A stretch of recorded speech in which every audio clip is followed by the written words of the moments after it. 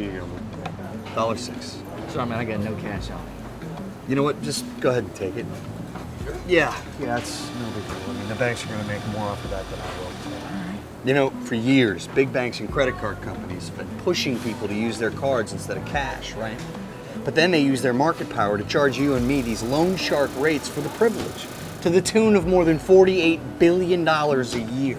But Congress finally did something about it last year when they cleaned up that Wall Street mess. You know, they asked the Fed to cap the fees that these big banks could charge to a reasonable level, which they did. 12 cents instead of 44 cents per transaction. For years, the big banks have been making more on that cup of coffee than I did. But see, now the big banks are trying to undo all those laws, and some in Congress are helping them. They're trying to delay the law. Yeah, the same big banks that wrecked the economy, took a $700 billion taxpayer bailout, cut our credit, stopped making loans, and worst of all, I find out the top 6 banks are rewarding themselves with over $130 billion in salaries and bonuses last year. If that bill gets delayed, it's like another bailout.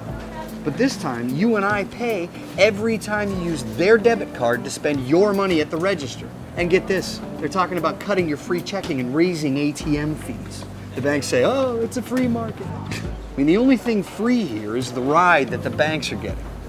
The last thing small businesses need is our senators and representatives in the pockets of the big banks.